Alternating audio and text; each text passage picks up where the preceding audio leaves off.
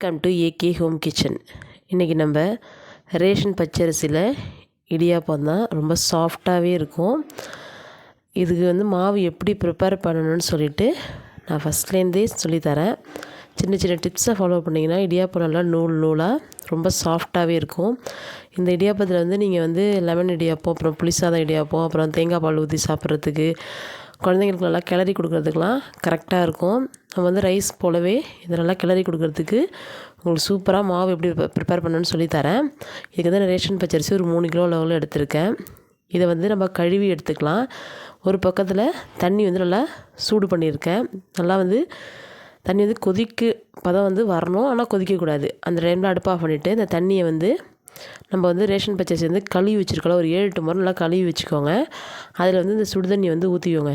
நம்ம கழுவிட்டு நல்லா தண்ணி வடிச்சிட்டிங்கன்னா தான் சுடுதண்ணி ஊற்றக்குள்ளே எல்லா அரிசிலையும் அந்த சுடுதண்ணி கரெக்டாக ஈவனாக மிக்ஸ் ஆகும். இல்லைனா அடியில் கூலிங்காகவும் மேலே ஹீட்டாகவும் இருக்கும். இது போல் ஒரு கிரண்டியை வச்சு நல்லா அடி வரைக்கும் நல்லா கிளறி விட்டு வடித்து எடுத்துக்கலாம். வடித்தது நல்லா வெயிலில் காய வச்சு நம்ம மாவாக அரைச்சிக்கலாம்.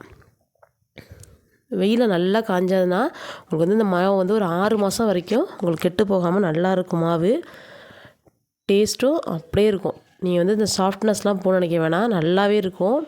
இந்த முறையில் மாவு ரெடி பண்ணி வச்சுக்கோங்க. இப்போ நம்ம ஒரு பாத்திரத்தில் மாவை சேர்த்துக்கலாம்.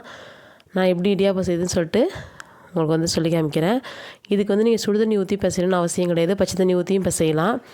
இல்லை நான் சுடுதண்ணி தான் ஊற்றி பிசைவேனா, நல்லா கொஞ்சமாக கை பொறுக்கிற அளவுக்கு சூடு வச்சு ஊற்றினாலே போதும். ரொம்பலாம் கொதிக்க வச்சுலாம் ஊற்றணும்னு அவசியம் கிடையாது. இது கொஞ்சமாக சால்ட்டு சேர்த்துக்கோங்க. ஒரு ஸ்பூன் நல்லெண்ணெய் சேர்த்துக்கிட்டிங்கன்னா இடியாப்பம் எப்பயுமே சரி, நீங்கள் கடை மாவு வாங்கி செய்யக்குள்ளேயும் இதுமாரி நான் 1 ஸ்பூன் நல்லெண்ணெய் சேர்த்துட்டிங்கன்னா உதிரியாக இருக்கும். இடியாப்பம் தனித்தனியாக நீங்கள் ஆற விட்டு நீங்கள் கிளறக்குள்ளே உங்களுக்கு ஈஸியாக இருக்கும். இங்கே பாருங்க, நான் பச்சை தண்ணி தான் ஊற்றி மாவு பிசைகிறேன். நீங்கள் சுடுதண்ணி வேணாலும் சுடுதண்ணி ஊற்றிக்கலாம்.